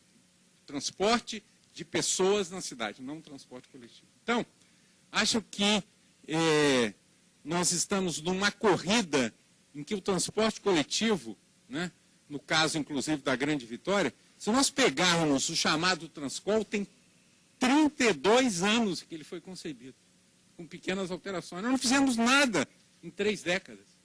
Pequenos ajustes, terminais e tal, mas, no geral, não fizemos. E tem um outro ponto que eu acho que é decisivo, que aí como que nós vamos quebrar essa ideia do cachorro mordendo o rabo? Como é que nós vamos, efetivamente, melhorar a qualidade do transporte coletivo para que ele possa, minimamente, concorrer com o carro enquanto opção no dia a dia das cidades? Obrigado, professor. Eu passaria a palavra ao nosso comentarista, nosso palestrante de hoje, Wagner Colombini, justamente nessa questão da velocidade do BRT, que é uma aposta aqui para a região metropolitana, para a Grande Vitória de modo geral. Como é que está sendo essa discussão e como é que o senhor também analisa esses números? Olha, em primeiro lugar, o que nós temos em São Paulo não é BRT. É um corredor normal. A única coisa que foi feito lá é a porta à esquerda, que foi interessante. Mas são linhas totalmente, sistema aberto. É num lugar que passa todas as linhas. As estações não foram bem planejadas. Então você tem condicionamento de estações. Isso aí faz com que a velocidade caia para 12 km, que é um absurdo. A São Paulo Transporte não fez dever de casa. Está tentando fazer agora. Há tempos, eu tenho participado em outros debates, tenho falado isso, não fez dever de casa. O transporte público foi relegado ao segundo plano, o transporte por ônibus. Porque quando o Serra foi o prefeito, ele decidiu investir no metrô. E o município não tem metrô, o metrô é do Estado. E ele colocou, na época, R$1 bilhão. E depois o Kassab, que foi meu aluno, né, não era tão bom aluno, ele do transporte, ele colocou outro tanto. Colocou valores expressivos no metrô. Né? E não fez nada com respeito ao ônibus, nada. E o sistema só foi deteriorando. Nós temos 2 corredores que se pode chamar de BRT. Um que liga, que seria o Expresso Tiradentes, que liga o Parque Dom Pedro até Sacomã. Esse daí a velocidade está na faixa de 30 a 40 km por hora. Ele é totalmente isolado. E nós temos o corredor ABB na Grande São Paulo, que liga Diadema, São Bernardo e Santo André, e que a velocidade também é alta, é acima de 20 km por hora, 25 km por hora, nessa velocidade alta, e é um corredor, inclusive, que vai ser totalmente eletrificado, uma boa parte é trólebus já, né? Então a tendência é ser 100% trólebus. Então, esses são os únicos exemplos dignos de nós denominarmos próximos ao BRT. O Sacomã, Diadema, é um BRT. Então, e a velocidade dele está acima de 30 km por hora. Né? Agora, o sistema de transporte público de São Paulo é absolutamente lamentável. Né? E não se investe, não se faz nada. Agora, a atual gestão pretende implantar BRTs de verdade como os que vai se fazer aqui. Né? E eles estão iniciando os projetos agora. Né? Então, se pretende fazer a mesma coisa, do que tentando copiar o que vai se fazer aqui em Vitória. Obrigado, Wagner. Eu queria ouvir da diretora administrativa da FET Transportes, Simone Kiep Moura, justamente o professor tocou nessa questão da interligação dos modais ao transporte coletivo também. Como é que a senhora, ou a FET Transportes especialmente, avalia e analisa esse tipo de informação? Olha, eu até gosto muito dessa questão, desse tema, porque pensa-se que nós, enquanto empresários de ônibus, queremos que tudo seja resolvido pelo ônibus, o que não é verdade, tá, Roberto, professor Roberto? Eu acho que essa intermodalidade, isso é fundamental. Qualquer cidade civilizada com qualidade de vida no mundo ou no Brasil que for, você tem isso. É como o senhor falou, Vitória tem uma vocação maravilhosa para o aquaviário. Né? A gente tem uma baía que ainda é muito melhor do que a Baía da Guanabara, no Rio de Janeiro, que é uma baía totalmente abrigada. Né? As grandes avenidas passam, né, no entorno dela, ao longo dela. Então, assim, eu acho que o aquaviário é muito bem-vindo. Defendemos ele integrado ao Transcol, ou seja, a pessoa vai ter um cartão, ela anda de ônibus, desce, paga um plus, ou não sei, quer dizer, não sei como é que a política que o governo vai adotar, mas eu sei já que é integrado ao Transcol. Então, assim, isso vai dar um salto, porque eu acho que o aquaviário não vem simplesmente como uma lancha que vai e volta, ele vem com uma nova opção de modal para o capixaba. Então, assim, sou muito a favor disso. A questão da bicicleta, até para você, até antecipando uma coisa que a gente vai dar publicidade, nós estamos conversando com o pessoal, os cicloativistas, né, o pessoal do ciclismo, não sei qual é o nome ainda correto deles, mas a gente tem representantes, eles têm as pessoas que estão na ponta disso, a gente tem tido muito diálogo com eles, temos conversado bastante, inclusive agora estamos fazendo um curso de formação de motoristas de transporte junto com o SESC Senat, que é gratuito, porque a categoria tem uma demanda tem uma falta muito grande desse profissional, um dos temas na grade curricular vai ser a questão dos ciclistas, né, porque tem que se andar, tem que se respeitar esse pessoal, tanto o motorista com o ciclista, como o ciclista com o motorista. E quer ir além. A gente está conversando já com eles a possibilidade dos ônibus aceitarem esses ciclistas, entendeu? Quer dizer, aceitarem como? Como é que vai ser isso? Não é você pegar o ônibus do jeito que ele é, cheio no horário de pico e botar um monte de bicicleta lá dentro. Isso tudo está sendo pensado, eles também compreendem a nossa realidade, né, principalmente do horário de pico. Mas, assim, então, enquanto entidade, enquanto sindicato, federação, a gente defende essa intermodalidade. Eu acho que isso é que vai dar qualidade de vida para as pessoas. Não adianta achar que o ônibus, que o BRT só, as pessoas não vão ser mais felizes só por causa disso. Então, é um ponto altamente positivo para a gente. Ok, senhora, obrigado. Eu queria ouvir do presidente do Movimento Espírito Santo em Ação, justamente o professor falou da demora, no caso de se resolver essa questão, de ano após ano, esse assunto das próprias obras ligadas à infraestrutura e mobilidade, elas vêm sendo tratadas, discutidas, mas elas parecem que demoram um pouco mais de tempo para poder serem efetivadas, especialmente. Como é que os empresários acompanham essa demora também na decisão em se efetivamente realizar essas obras que são tão importantes de modo geral para a sociedade? Acho que isso passa pela conversa que eu comecei aqui, que talvez eu nem fui bem entendido por todos quando eu falei em planejamento. O que nós estamos pagando hoje é falta de planejamento. O Espírito Santo levanta essa questão há 10 anos, sobre gargalos. Foram 10 anos perdidos? Não, nós provocamos o planejamento. Se não tivesse debatido esses 10 anos, nós estaríamos hoje começando a pensar nisso. Então, você o estudo de gargalo, todo o trabalho até agora, foi para forçar o governo a planejar. Não falta recurso, falta projeto.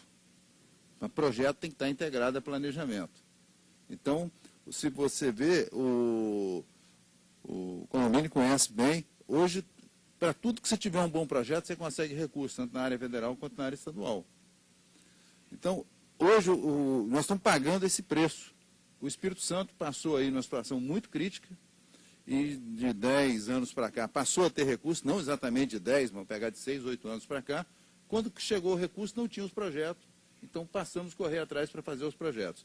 E você tem toda uma legislação super complexa no Brasil nessa questão, né? Nós temos aí, percebendo não só a questão de fazer as obras, mas quando faz obra, fazer mal feita, mal fiscalizada, quanto é o caso do contorno.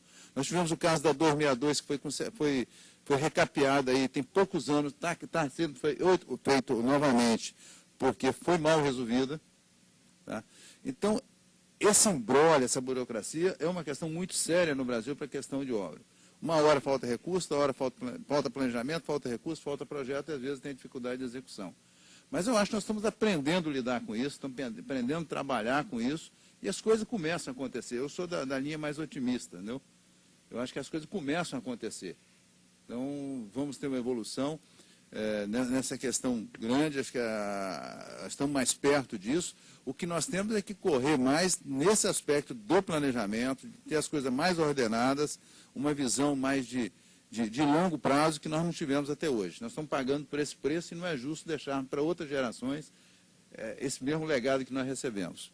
Ok, senhor Hidalberto Luiz Moro, temos 2 minutinhos, 3 antes do repórter CBN, o senhor quer fazer uma colocação também. Queria só acrescentar a fala da Simone, no que diz respeito à mobilidade de veículos 2 rodas, principalmente. A bicicleta, o governo tem promovido até, quase em todo o Brasil, a construção de ciclovias. E muito pouco as faixas exclusivas para motos. Essa praticamente eu só tenho visto em São Paulo. E o veículo 2 rodas pode ser uma grande solução para a mobilidade urbana, de custo baixo, de baixo índice de poluição, até muitas vezes com medidas simples. Por exemplo, os terminais da Grande Vitória, eu não frequento, mas acredito que não deva ter um estacionamento próprio de bicicleta, que pudesse incentivar realmente as pessoas se dirigirem lá até condições de estacionar. Na Europa é muito comum você chegar nas estações ferroviárias de transporte e ter exatamente condições. Outra coisa é a política um pouco mais rigorosa na exigência de equipamentos de segurança, principalmente no uso de motocicleta, que hoje é epidêmico, vamos dizer, o volume de acidentes no Brasil. Mas também o governo não incentiva. Poderia, por exemplo, criar um mecanismo de custos, de isenção de impostos, não tem nenhuma, apenas Minas que tem uma política de isentar o imposto de capacete, mas é apenas o ICMS, tem toda uma cadeia de impostos que poderia ser evitada e poderia ser estimulada. Hoje, por exemplo, já se tem uma lei que está para entrar em vigor, que é o airbag de moto. Nós, inclusive, trabalhando nesse segmento, já estamos desenvolvendo, já estamos importando, inclusive, o primeiro lote de estudo, e é um equipamento que simplesmente poderia amenizar, atenuar, vamos dizer, de forma muito grande, os impactos que o acidente de moto traz, trazendo economia para o governo, principalmente na recuperação dos hospitais que vivem lotados de pessoas acidentadas. Roberto, obrigado pela sua colocação. Eu já queria levantar uma questão antes de a gente seguir para o repórter CBN, para a gente voltar no próximo bloco, continuar essa conversa, justamente nessa questão da demanda da rede pública de saúde também, como é que esses segmentos pensam também nessa questão, considerando que trabalhadores, funcionários ligados a essas empresas também que estão atravessados por essa dificuldade e o dia a dia da mobilidade também apertado, normalmente o que a gente tem percebido. O Wagner Martins disse que a gente não vive num trânsito caótico aqui em Vitória, pelo menos da sua percepção, mas a sensação, pelo menos dos motoristas, os motoristas que ligam diariamente para a CBN, para falar disso, é uma sensação de caos também em alguns momentos, especialmente nos horários de pico, onde há congestionamentos que não são muito comuns assim no dia a dia, mas que agora tem se tornado quase que rotina. em alguns horários. Então, eu queria que vocês trabalhassem um pouco nessa perspectiva aí, para a gente voltar no próximo bloco falando um pouco disso, também deixando vocês à vontade para perguntarem um para os outros sobre o tema de mobilidade e infraestrutura. Agora são 4h30, nós vamos seguir para o repórter CBN, temos um intervalo, daqui a pouquinho a gente está de volta.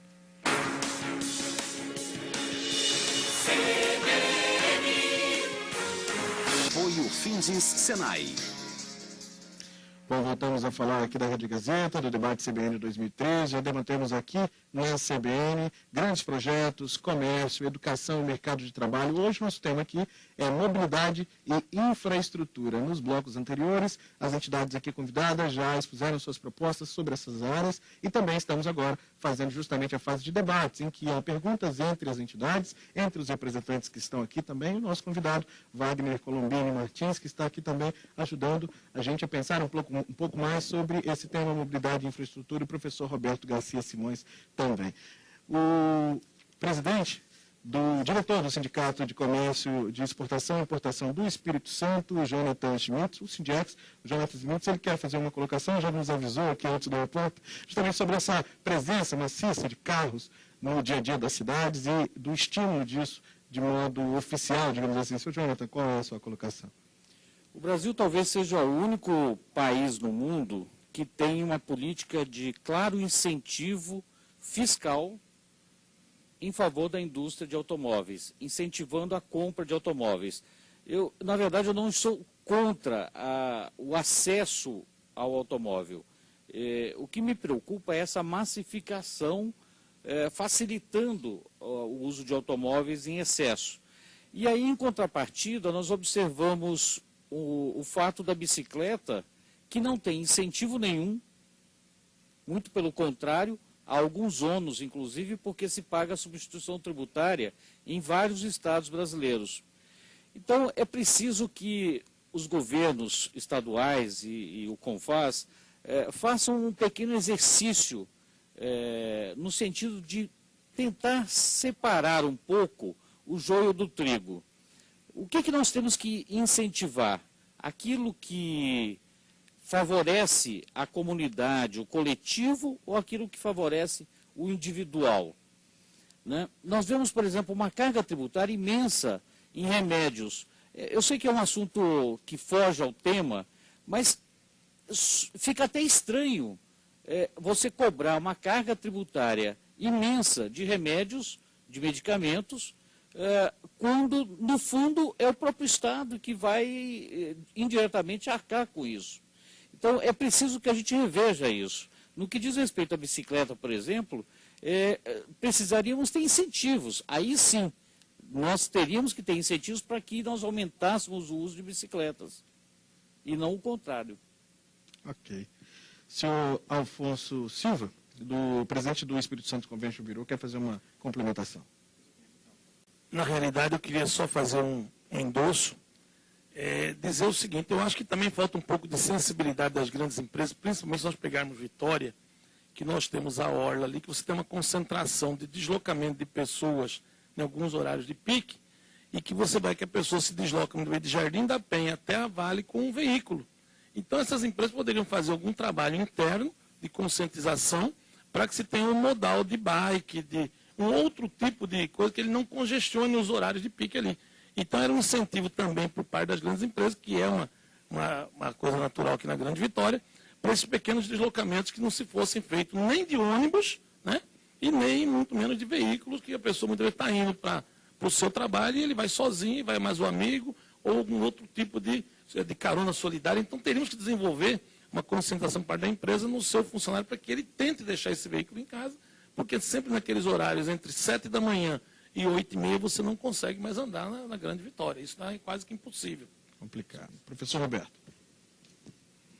Queria aproveitar e deixar uma proposta a partir até também de uma constatação. Quando o Wagner Colombini falou da faixa exclusiva, que seria um negócio possível, certamente a Grande Vitória tem a menor faixa exclusiva, talvez até do mundo. É uma faixa exclusiva que fica ali em frente ao Praia Tênis Clube. Nós não ingressamos ainda nem na faixa exclusiva do transporte coletivo.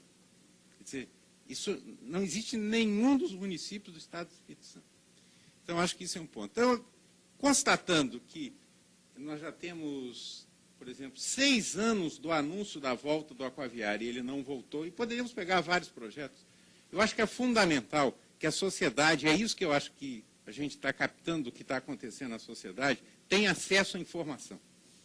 Né? Então, eu preciso colocar BRT. Eu me lembro que, no debate passado da CBN, Simone disse, houve uma revisão do projeto, foi isso?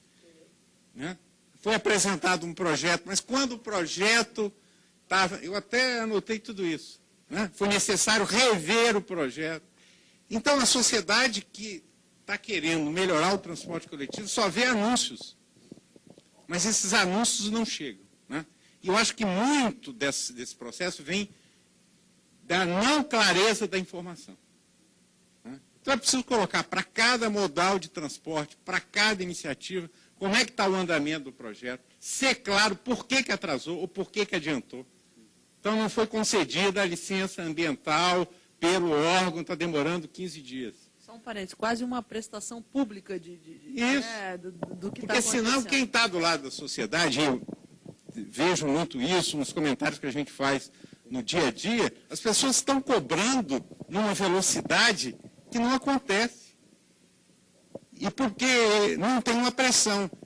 Quem sabe, se tiver lá assim, Aquaviário, está previsto para começar a funcionar, eu me lembro disso direitinho, em 2009. Chegaram até depois de apresentar o projeto do catamarã. Teve uma maquete do catamarã. E isso vai passando e ninguém presta contas. Vai passando, vai passando. Isso vai acumulando. Então, em síntese, eu acho que é fundamental que a gente coloque os projetos, o andamento e que a sociedade possa acompanhar.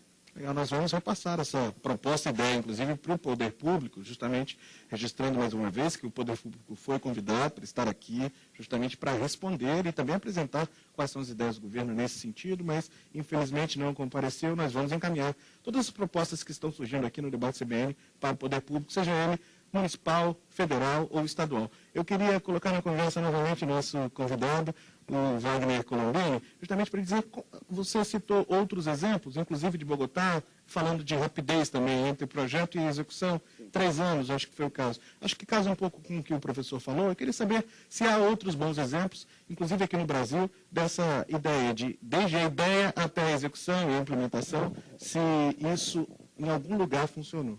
Olha, o Transoeste no Rio de Janeiro, ele foi feito em 2 anos e meio. Desde o projeto até a inauguração, ele tem cerca de 50 quilômetros.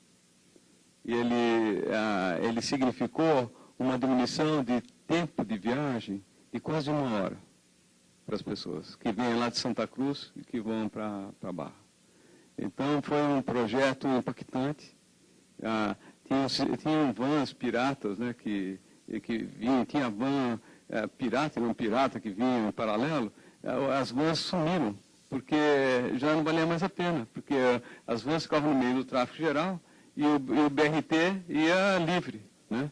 Inclusive foi construído um túnel para facilitar, para permitir o corredor passar e ir com rapidez lá para Santa Cruz. Então, foi uma coisa fantástica, melhorou para o tráfego individual também, porque daí os ônibus saíram da avenida, né? Enfim, está num processo, né? Porque não foi implantado totalmente, está num processo agora de aumentar a quantidade dos ônibus para enfim, ter a implantação total. Mas foi na faixa de 2 anos e meio tudo. Né? Existem exemplos. E aqui do lado. Posso fazer só uma colocação nisso? Isso recebeu muita crítica depois da obra, né? Falando que teve no início muito atropelamento, muito problema, né? Depois alagamento e tal, mas talvez aquela história, naquele momento crítico e aí Copas e etc., o Rio já está ficando bem caótico, eu acho que o bom é inimigo do ótimo. Eles conseguiram fazer alguma coisa que talvez não tenha sido o melhor dos mundos, mas que está funcionando e eles estão acertando. Talvez o fato de ter havido problemas é que alguns ônibus ainda continuaram no sistema normal. Então, o pedestre tinha que atravessar, bem no sentido, para de um lado, ele tem que atravessar completamente para o outro. Então, talvez isso tenha contribuído um pouco. Mas eu acho que o Rio também sofreu recentemente com as reclamações. Acontece que acho que falta a comunicação, sabe? Porque é impressionante o que tem de coisas previstas, o que está se fazendo, é uma revolução que está acontecendo no Rio.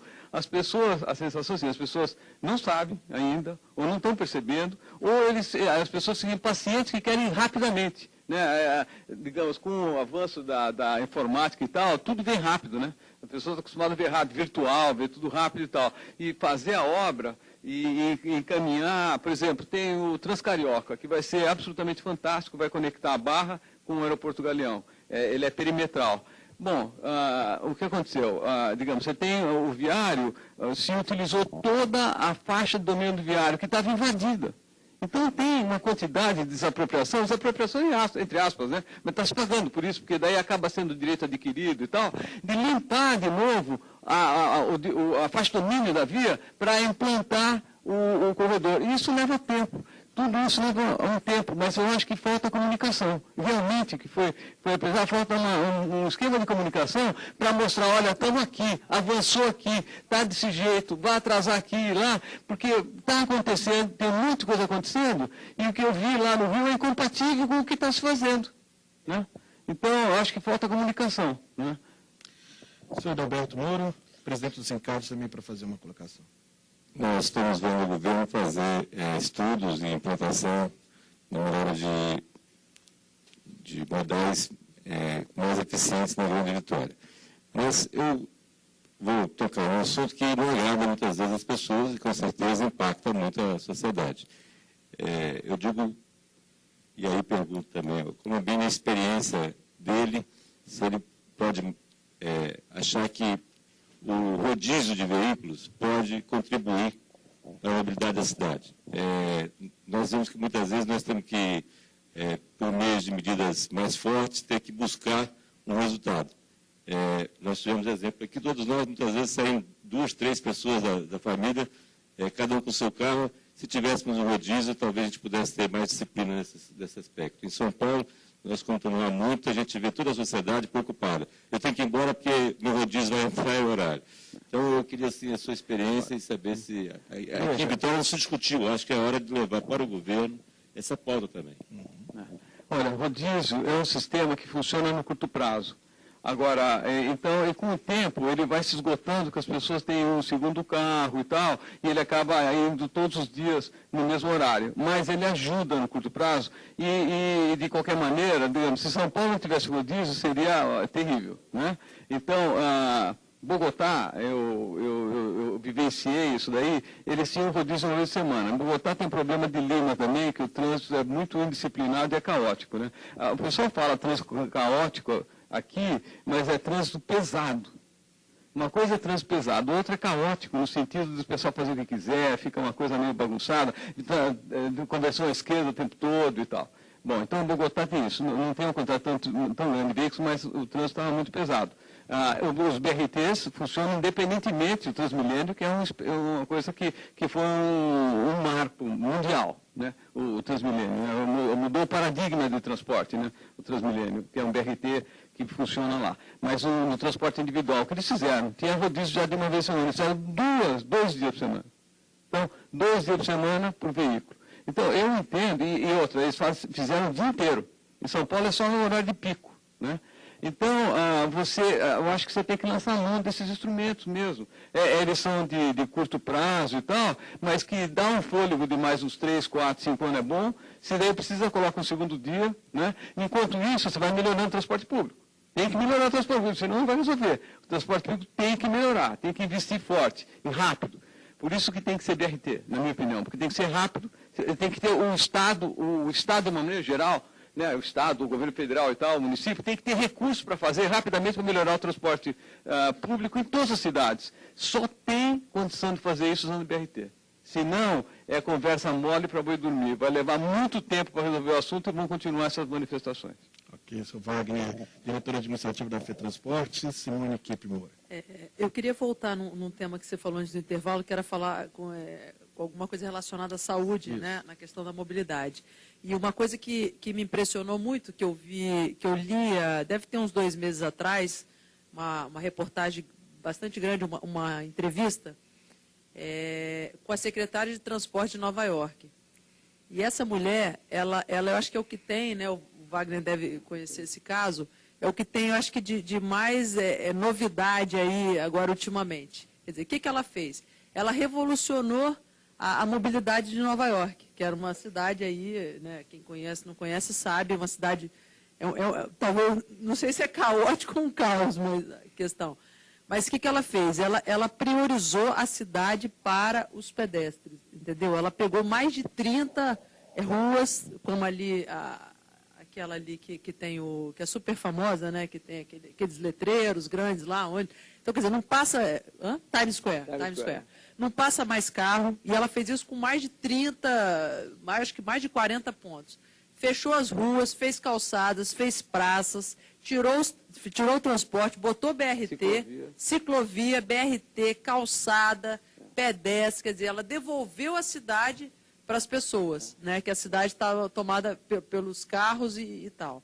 Então, assim, é um caso muito bacana. Eu queria muito que a gente conseguisse trazer essa mulher aqui em Vitória. Não, sério, porque tem aí uma conversa de fazer uma grande conferência de mobilidade e tal. Eu acho o trabalho dela. Oi? Espetacular. Espetacular. Então, acho que ela era o nome para a gente buscar aí, com o apoio aí, né, da rede e tudo, porque para conhecer isso, porque aí entra a vontade política muito forte, como foi Bogotá, né, o prefeito... Ela se inspirou em Bogotá. Se inspirou em Bogotá. O Peñalosa, quer dizer, essa transformação que virou um case no mundo, foi uma vontade de um prefeito.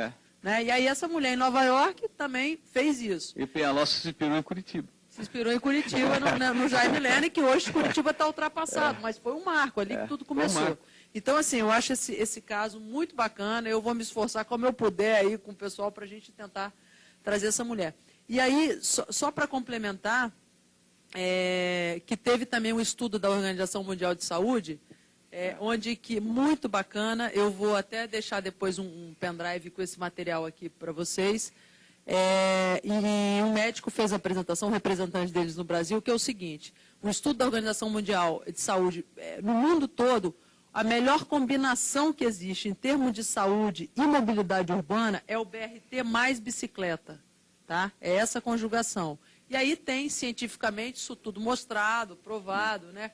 Com várias tomadas aí de várias cidades no mundo, como que se comporta índice de acidente, índice de saúde da população e como que quais são os modais principais desses lugares.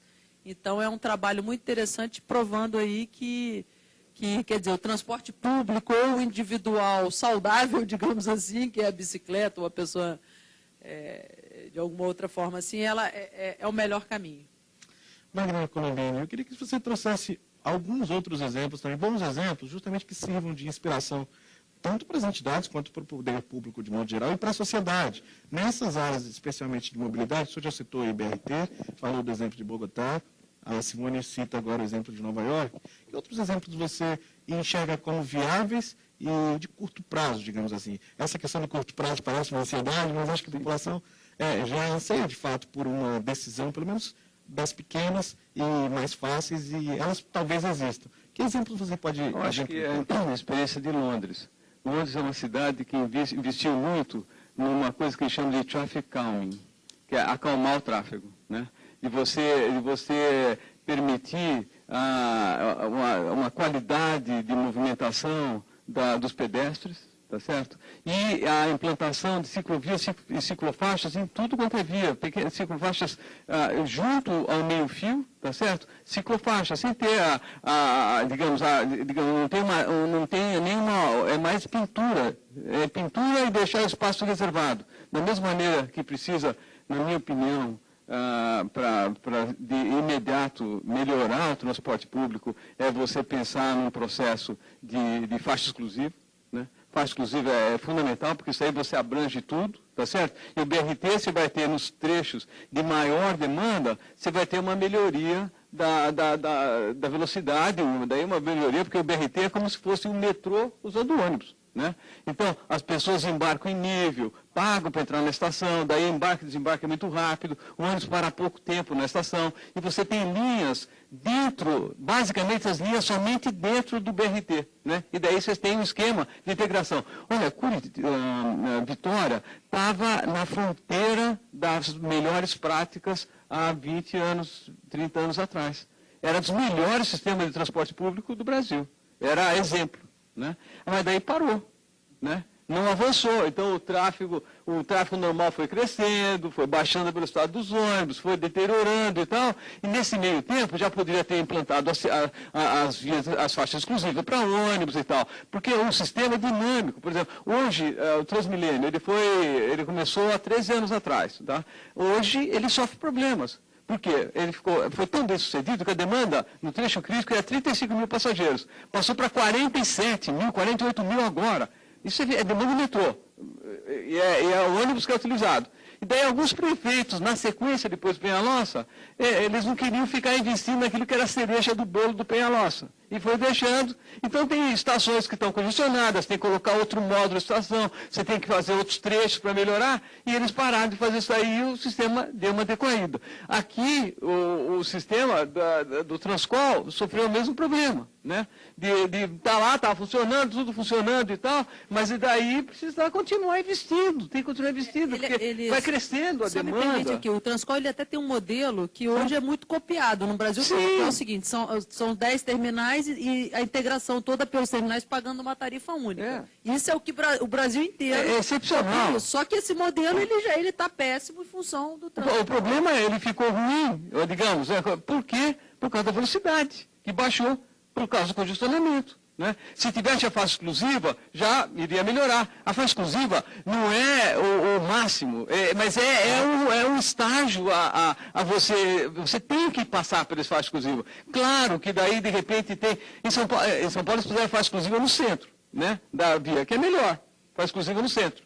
E daí puseram a estação no centro, com a porta do lado esquerdo, né? Quando você tem a faixa exclusiva do lado direito, daí tem as entradas de automóvel e tal, que faz ainda, ou que vai fazer a conversão à direita, que faz baixar um pouco a velocidade, mas já é melhor do que não ter, né? Então, na minha opinião, implantar a faixa exclusiva aqui é uma coisa fundamental, e implantar o BRT é fundamental, e daí, obviamente, implantar o sistema aquaviário, que eu não tinha mencionado antes, já foi mencionado agora, é importante, eu sei que vai ser logo anunciado. E tem um esquema de comunicação, isso é um esquema de comunicação eficiente, porque tem esquema de comunicação, mas ele não é eficiente o suficiente para evitar as demonstrações. Então tem que ser eficiente para deixar sempre claro e ter essa interação. No plano de mobilidade, que é da lei de mobilidade, lá está colocado de você ter câmeras, você ter reuniões periódicas com a população no sentido de informar e pegar subsídios. Acho que isso aí precisa ser implementado.